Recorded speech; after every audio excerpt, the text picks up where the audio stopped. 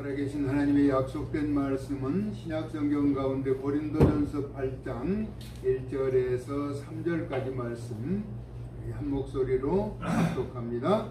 우상의 제물에 대하여는 우리가 다 지식이 있는 줄을 아나 지식은 교만하게 하며 사랑은 덕을 세우나니 만일 누구든지 무엇을 아는 줄로 생각하면 아직도 마땅히 알 것을 알지 못하는 것이요 또 누구든지 하나님을 사랑하면 그 사람은 하나님도 알아주시느니라. 아멘.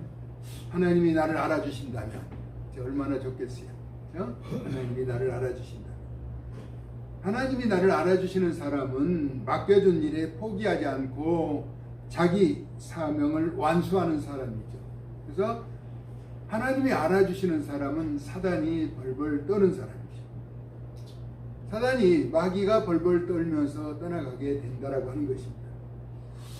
우리가 살아가는 세상, 우리에게 주어진 시간과 하나님의 시간은 다르죠. 우리는 한번 흘러가면 그 시간이 멈추지 않고 돌아오지 못하지만은 그래서 크로노스라고 하죠.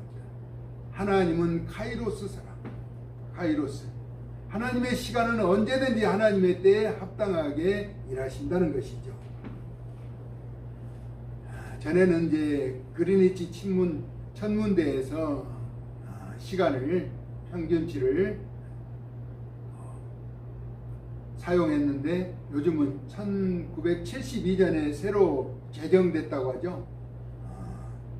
세계의 표준시, 현대의 공식 표준시가 이제 세계 표준시로 1972년에 되었다라고 말합니다. 그래서 UTC라고 하는 그런 단어를 사용하는데, 그러면 우리나라는 그 세계 표준시보다 어떤 시간에 우리 시간을 알 수 있는가 하니까 9시간 더 플러스 세계 표준시간보다 9시간 앞서가는 시간이 우리의 시간이라고 이야기하죠. 그래서 전에는 태양의 움직임에 따라서 그리니치 천문대를 기준으로 해서 시간이 정해졌는데 세계 표준시가 바뀌었다라고 이야기하더라고요. 저는 최근에 그 사실을 알게 되었어요. 믿는 자는 영적인 안목과 앞에 되어지는 일에 대해서 많은 관심과 소중함을 누리려고 한다는 것입니다. 그러기 위해서는 아주 소중한 것을 갖기 위해서는 그보다 덜 소중한 것은 놓아야 한다는 것입니다. 버려야 한다는 것이죠. 왜냐하면 모든 것을 내가 다 가질 수는 없다라고 하는 것입니다. 다시 말하면 영적인 안목을 가지려면 육적인 것을 앞세우지 말아야 한다라고 하는 것입니다. 나사에 우주정거장이 있다라고 한번 말씀드린 적이 있죠. 인도양 상공에, 그러니까 5대양 있잖아요. 태평양, 인도양, 대서양, 남극계, 북극계가 있는 5대양 가운데 인도양 상공에 우주정거장이 체류하고 있다라고 하는 것입니다. 그들의 임무는 계속해서 지구를, 우주를 선회하면서 모든 상황을 채집하고 연구하는 가운데 있죠. 왔더니 90분, 1시간 반이면은 지구를 한 바퀴 돈다고 해요. 그러니까 하루면은 16번을 이제 밤낮을 교차하면서 이렇게 그 임무를 수행한다는 거죠. 그러면 어느 정도 빠른 속도인가 했더니 시속 28,000km. 그러니까 우리가 180km 달리는 것도 어렵죠. 자동차로 빨리 달리면 180km. 그럼 과속이잖아요. 근데 시속 28,000km로 우주를 선회하면서 지구를 돌고 또 이렇게 관찰한다라고 이야기하더라고요. 우주 생활이 우리의 보기에는 낭만적인 것 같지만 참으로 힘들고 어렵대요. 아름다운 것은 아름다운 것인데 고요하고, 근데 이 지구상보다 전파가 잘 잡히지 않고 그래서 네트워크가 원활하지 못하는 가운데 있다고 하더라고요. 그럼에도 불구하고 자신에게 맡겨준 그 역량을 감당하기 위해서는 아주 정확한 시간에 운동하고 식사하고 또 관리하면서 그 제도권 안에서 자신들에게 부여한 임무를 감당한다라고 이야기하는 것이죠. 영적인 안목의 우리의 최고의 정점은 그러면 무엇일까 하는 것입니다. 누구나 보이지 않는 곳에서 자신의 소중한 역할을 감당하듯이 그것은 우리가 하나님이 맡겨주신 그 일을 잘 감당하는 일, 그래서 하나님이 알아주시는 것이다. 왜냐하면 하나님의 나라는 말에 있지 않고 능력에 있다라고 말씀하죠. 요한복음 8장 29절에 나를 보내신 이가 나와 함께 하신다라고 말씀합니다. 나는 그의 기뻐하신 일을 행함으로 나를 혼자 두지 아니하셨다라고 우리 예수님은 말씀하셨죠. 항상 하나님의 기뻐하신 일을 행하는 예수님은 우리 주님과 함께 하셨다라고 하는 것입니다. 바울도 빌립보서 4장 13절에 내게 능력 주시는 자 안에서 내가 모든 것을 할 수 있다라고 말합니다. 능력 주시는 그분 안에서 모든 것을 할 수 있는데, 그러면은 바울은 아무런 어려움도 없고 고통도 없고 힘든 일도 없이 평안한 길만 걸어갔느냐라고 하면은, 그 전에 빌립보서 4장 13절 전에는 내가 비천에 처할 줄도 알고 풍부에 처할 줄도 알아. 모든 일에 배부름과 풍부에 처할 줄을 아는 일체의 비결을 배웠다라고 말합니다. 다시 말하면 이 땅에서 사람이 겪는 모든 어려운 일들을 다 겪었다라고 말합니다. 그리고 그가 고백하는 것은 내게 능력 주시는 자 안에서 모든 것을 할 수 있다. 그래서 바울은 하나님을 기쁘시게 하는 그런 일에 매진한 사람이죠. 목숨을 걸고 그 사명을 감당했는데, 바울도 하나님을 잘 알았고 하나님도 바울을 잘 알아주셨다는 것입니다. 이방인의 사도로 부르시고 사용하신 것은 자신을 알아주신 만큼 최선을 다하는 삶을 살았다라고 하는 것입니다. 그러므로 영적인 사람의 특징은 충성하는 사람이죠. 고린도전서 4장 1절에서 2절은 마땅히 우리를 그리스도의 일꾼이요, 하나님의 일꾼, 하나님의 비밀을 맡은 자로 여길 때 우리에게 구할 것은 충성이라 라고 말씀하고 있습니다. 맡겨준 그 사명을 다하기 위해서는 충성해야 한다는 것이죠. 영적인 사람은 하나님의 말씀에 한계를 넘지 않는 것이죠. 그러나 육적인 것은 요한일서 2장 16절에 육신의 정욕과 안목의 정욕과 이생의 자랑, 이것은 세상으로부터 온 것이라고 말씀하고 있습니다. 믿는 자들도 살아갈 때 때로는 육적인 안목도 있죠. 또 정욕의 안목과 이생의 자랑이 있다라고 하는 것입니다. 그럼에도 불구하고 우리는 이 모든 것보다 하나님의 뜻을 앞세우며 살아가야 한다는 것입니다. 성숙한 그리스도인으로 살아가기 위해서는 아브람처럼 하나님의 부르신 그 부름에 합당한 삶을 살아갔던 것이죠. 또 여호수아가 장수로 세워질 수 있었던 것은 영도자 모세가 있었기 때문인 것을 우리가 부인할 수 없는 일입니다. 엘리사라고 하는 능력의 선지자가 그 사명을 감당할 수 있었던 것은 자기의 스승인 불의 사자 엘리야가 있었기 때문이고, 디모데라고 하는 훌륭한 목회자가 있을 수 있었던 것은 오직 목숨을 걸고 그 사명을 감당했던 사도 바울과 같은 사람이 있었기 때문에 그 선한 영향력을 본받고 따라 행할 수가 있었다라고 하는 것이죠. 또 하나님의 마음에 합한 다윗 같은 사람이 있었기 때문에 또 우리는 그와 같은 사람을 본받아 살려고 몸부림치며 살아가는 것입니다. 우리는 모든 일의 우선순위를 하나님 제일 우선순위로 세우고 그 우선순위를 바꾸지 말아야 한다는 것입니다. 물론 다음으로 건강도 물질도 가족도 여러 가지 중요한 것이 있습니다. 그러나 가장 우선은 하나님을 제일으로 또 앞세우면서 섬기며 살아가는 것이 우리의 본분이고 사명이라고 하는 것입니다. 영적인 일은 세상 일과도 무관하지 않습니다.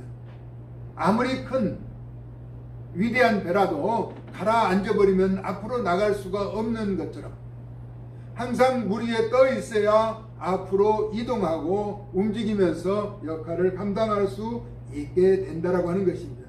도전이라고 하는 것은 아름다운 것이며 포기하지 않기 때문에 아름다운 것이고 또 열매를 맺을 수가 있게 되는 것입니다. 나의 사명을 다른 이가 감당하지 않도록 주어진 그 역할과 사명을 충실히 감당하는 하나님이 알아주시는 사람들 되어질 수 있기를 예수님의 이름으로 축복합니다. 자연을 통해서도 우리에게 주시는 교훈이 많죠. 땅콩 여러분, 땅콩은 땅속에서 자라잖아요. 보이지 않는 땅속에서 자라는 땅콩은 계속해서 자신의 열매를 맺기 위해서 일한다라고 하는 것입니다. 비가 온 후에 무지개가 피어오르듯 반드시 승리의 기쁨은 우리에게 믿음을 지키는 자에게 찾아온다라고 하는 사실인 것입니다. 그러므로 쉬지 말고 기도하고 늘 감사하면서 하나님의 뜻을 이루어가는 분별력을 가지고 행하는 삶을 살아가야 한다라고 하는 것입니다. 프랑스의 페널롱이라고 하는 사람은 회개에 대하여 이야기합니다. 다시 그 잘못을 범하지 않는 것이 회개라는 것입니다. 회개해놓고 똑같은 일을 저지르는 것은 진정한 회개라고 볼 수 없는 것이죠. 그래서 찰스 웨슬리라고 하는 사람은 바로왕이 계속해서 재앙이 있을 때마다 하나님 앞에 돌아오는 것 같지만은 계속해서 또다시 10번째까지 계속 재앙을 맞도록 자기의 길로 돌아가는 것은 회개라고 할 수 없다라고 찰스 웨슬리는 우리에게 가르쳐 주고 있습니다. 한번 잘못한 것은 다시 잘못하지 않는 것이 진정한 회개라고 한다면 우리는 늘 삶에서 때로는 실수가 있고 허물이 있지만 반복되는 죄악을 저지르지 말고 주님의 선한 뜻을 쫓아 구별된 모습으로 하나님이 알아주시도록 살아가야 한다는 것이죠. 군대가 존재하는 이유는 언제일지는 모르지만은 전쟁을 위해서 군대가 존재하고 있는 것이죠. 그래서 늘 군대는 전쟁을 준비하면서 훈련하고 있죠.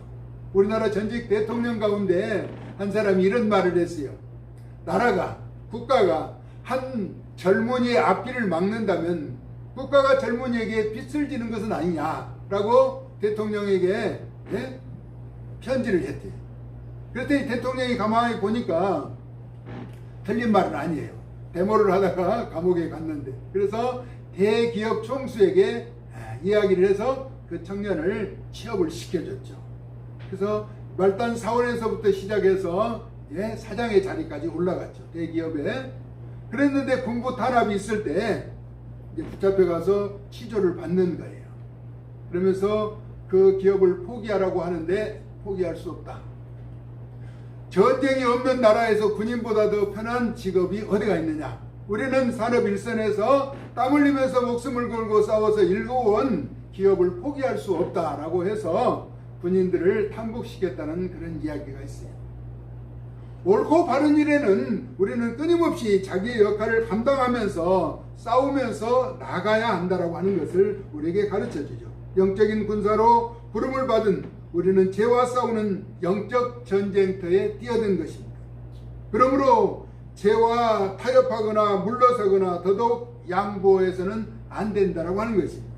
그렇다고 더더욱 마귀 짓을 하거나 마귀와 공범이 되어서는 안 되고 무조건 믿음으로 이겨야 한다라고 하는 것입니다. 그러기 위해서는 팀워크가 필요하죠. 한 사람은 패하겠거니와 두 사람은 맞설 수 있으나 세 겹줄은 쉽게 끊어지지 않는다라고 말하고 있는 것이죠. 그래서 믿음 안에서 단결된 모습으로 선한 뜻을 쫓아 살아가야 한다는 것을 우리에게 가르쳐 줍니다. 하나님을 사랑하는 자, 그의 뜻대로 부르심을 입은 자들에게는 모든 것이 합력하여 선을 이룬다라고 성경은 우리에게 가르쳐 주고 있습니다. 앞서 이야기했던 것처럼 여호수아는 이스라엘의 위대한 영도자 모세가 있어서 위대하게 기억되었던 것처럼 능력의 엘리사는 스승 엘리야의 능력을 따랐기에 돋보인 것처럼 디모데는 사도 바울의 목회적인 관점을 잘 배우고 익혔기 때문에 그 이름이 빛난 것처럼 하나님의 마음에 합한 다윗처럼 우리도 하나님의 선한 뜻을 쫓아 빛을 발하면서 살아가야 한다는 것입니다. 그런데 어버이날에요, 자기 부모의 가슴에 꽃은 달아주지만은 자기 부모를 모시려고 하지 않는 사람들, 요즘 이제 결혼 조건에 그렇다고 하죠. 너희 아버지 어머니는 노후가 준비되었느냐 안 되었느냐가 결혼의 조건이라고 하는 것은 참으로 많은 사람을 슬프게 하는 것 같아요. 나를 낳아준 부모 할 수 있으면 섬기면서 모시면서 살아야 하는 것이 자녀의 도리일진데 노후가 준비가 되어 있다면 결혼을 하겠지만은 부모가 노후가 준비되었지 않으면 결혼 조건에서 배제된다라고 하는 참 안타까운 사실. 어버이날에 가슴에 카네이션 한 송이는 달아줄 수 있지만은 그 부모를 모시기를 싫어한다는 것은 아이러니하지 않느냐.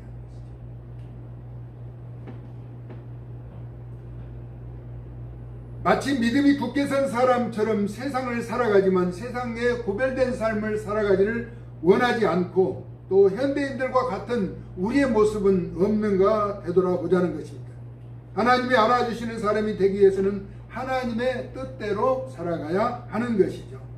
군대가 전쟁을 준비하였듯이 영적 전쟁에 뛰어든 군사는 구별되어야 한다라고 하는 것입니다. 그러나 하나님의 군사라도 모든 사람과 더불어 거룩함과 화평함이 없이는 아무도 주를 보지 못한다고 히브리서 12장 14절에는 말씀하고 있습니다. 믿음의 길을 가면서 때로는 상대방에게 상처를 주고 아픔을 주지 말고 그들을 잘 포용하고 수용하고 이해하면서 성숙한 모습으로 살아가야 한다라고 하는 것입니다. 영적 전쟁에 뛰어든 우리는 항상 사단의 공격을 받고 있기 때문에 방어하는 자세가 필요한 것이죠. 늘 마귀는 믿는 자를 넘어뜨리려고 한다는 것입니다. 분쟁과 다툼과 악한 생각과 행동을 의로운 길을 막으려고 하기 때문에 우리는 영적 전쟁에 뛰어든 영적인 군사로서 전쟁터에 나간 군사가 상대방의 무기나 전략을 미리 알고 대처하는 것처럼 영적인 군사들도 마귀의 간교한 그 놀림에 속지 않고 또 그 마귀의 세력을 물리치면서 영적인 군사로 승리해 나가야 한다는 것입니다. 마귀는 방법과 수단을 가리지 않고 직위와 명예를, 아름다움과 즐거움, 재물을 가지고 우리를 갖가지 방법으로 유혹하겠지만 구별된 삶이 요구되는 순간 무엇을 선택할 것인가 분명히 선언하면서 나아가야 한다는 것입니다. 왜냐하면 선택의 결과는 이 땅에서 행함으로 인하여 천국과 지옥으로 갈리게 되기 때문이라는 것입니다. 이유는 무엇도 주님보다 앞세워서는 안 되는 것은 내가 추구해야 하는 목표가 되기 때문이라는 것입니다. 시편 24편 1절에 보니까 세계와 거기에 사는 거민이 다 여호와의 것이라 라고 말씀합니다. 여호와 하나님 것보다 하나님보다 앞세우는 것이 이 세상 것이 되어서는 안 된다라고 하는 것이죠. 시인은 또 73편 28절에 이렇게 말합니다. 하나님을 가까이 함이 내게 복이라 라고. 주 여호와를 나의 피난처로 삼아 주의 모든 행적을 전파하겠다라고 시인은 고백하고 있죠. 거기는 오직 진리의 말씀과 기도와 찬양이 끊어지지 않고 이어지는 통로가 되어야 하는 것입니다. 300년간 하나님과 동행했던 에녹처럼 또 예수님은 하나님이 항상 함께 하셨던 것처럼 그 이유는 하나님이 기뻐하신 일을 행함으로 혼자 두지 아니하셨던 것처럼 우리는 하나님이 알아주시는 사람이 되자는 것입니다. 그러기 위해서는 하나님의 뜻을 이루어가야 한다는 것입니다. 뜻이 하늘에서 이루어진 것 같이 이 땅에서도 이루어지기를 원하는 주님의 가르치는 기도의 제목처럼 우리는 하나님의 뜻을 이루어가며 또 이 땅에서 하나님의 마음에 합한 삶을 살아야 한다는 겁니다. 세상이 주는 달콤한 유혹에 넘어가는 것이 아니라 하나님의 마음에 합한 다윗처럼 하나님 마음에 드는 삶을 살아가야 한다는 것입니다. 그리고 모든 영광을 하나님 아버지께 돌려드려야 한다는 것입니다. 헤롯이 백성들 앞에서 연설할 때 먹고 살기 위해서 헤롯에게 아부를 할 때 헤롯이 하나님 앞에 영광을 돌리지 않음으로 말미암아 그는 죽임을 당하게 됐잖아요. 모든 영광은 하나님 앞에 돌려드려야 하는 것이 우리의 삶의 목표라는 것입니다. 그러기 위해서는 우리가 하나님의 가시는 방향과 목표를 향해서 같이 나아가야 하는 것입니다. 부부도 가족도 교회도 사회 공동체도 마찬가지입니다. 그렇지 않으면은 불협화음이 나타나는 것이죠. 공동의 목표, 같이 가고자 하는 방향대로 나아가야 하는 것이죠. 제가 가끔 결혼해서 주례할 때 부부에게 그런 이야기를 합니다. 부부가 같은 목표와 방향으로 나가지 않으면 언제든지 갈라질 수밖에 없는 것이죠. 한 침대에서 다른 생각을 한다면 동상이몽이라고 하죠. 행복할 수가 없다는 것이. 믿음의 길도 마찬가지입니다. 전능하신 하나님이 나아가고자 하는 방향과 목표를 향해서 우리가 나아가는 그 길은 하나님의 뜻을 이루고 하나님의 마음에 합한 삶을 살며 하나님께 영광 돌리는 삶을 살아가는 것이 우리의 최종적인 목표고 삶이라는 것입니다. 그러면 하나님이 우리를 알아주시는 것이죠. 우리가 읽었던 본문의 내용, 우상의 제물에 대해서 아는 지식, 그것은 더 알고자 하는 것보다 하나님의 말씀에 기인해서 살아가야 하는 것이고, 하나님을 사랑하는 자는 하나님도 우리를 알아주신다라고 말씀합니다. 하나님이 우리를 알아주시는데 하나님만이 알아주시는 것이 아니라 영적 전쟁에 뛰어든 영적인 분사는 우리를 미혹하는 사단의 세력들도 다 알고 있게 된다는 것입니다. 하나님이 사랑하시고 아끼는 사람은 함부로 범접할 수가 없게 되는 것이죠.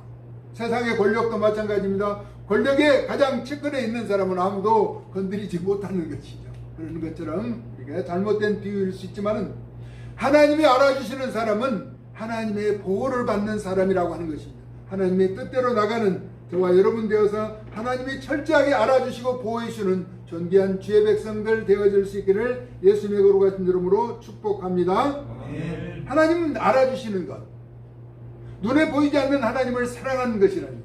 우리 예수님은 그랬죠. 내 이웃을 내 몸과 같이 사랑하라고 계명을 허락하여 주셨습니다. 우리가 잘 아는 것처럼 노아의 세 아들이 있습니다. 셈과 함과 야벳이라고 하는 세 아들이 있었는데, 아버지가 술에 취해 있을 때 그의 치부를 드러낸 것은 둘째 아들이죠. 함이었어요. 함. 술이 깨고 난 노아는 의로운 사람이었죠. 하나님 앞에 의로운 사람이었는데 의로운 사람도 실수와 허물이 있을 수 있다는 것입니다.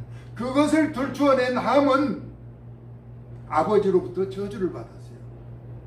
형제를 섬기는 자가 되어야 한다라고 하는 것이죠. 그러면 한번 저주를 받은 그 가족은 계속해서 저주를 받고 그렇게 고통 가운데 살아가야 하느냐? 그것은 아니죠. 우리 예수님이 오시면서 이방인에게도 복음을 증거해서 그들도 복된 자리에 설 수 있는 계기를 마련해 주셨다라고 하는 것입니다. 그러므로 한 번의 실수는 있을지라도 회개하고 돌아와서 의로운 자의 반열에 서게 된다면 아직도 주님을 알지 못하는 그들도 우리와 같이 축복의 반열에 설 수 있으며 의로운 길을 걸어갈 수 있다는 사실을 기인하면서 생각하면서 복음을 증거해서 하나님의 뜻을 나타내고 하나님의 마음에 합한 자가 되어서 하나님께 영광 돌리는 구별된 삶을 사는 저와 여러분 되어질 수 있기를 예수님의 거룩 같은 이름으로 축복합니다. 그러므로 우리의 기준은 예수님이 되어야 한다는 것입니다. 믿음의 주여 또 온전하게 하시는 예수를 바라보자라고 말씀하신 것처럼 우리는 예수님을 바라보면서 그 가르침에 순응하면서 하나님이 알아주시는 하나님의 사람들로 세워져 갈 수 있기를 예수 그리스도의 존귀하신 이름으로 축복합니다.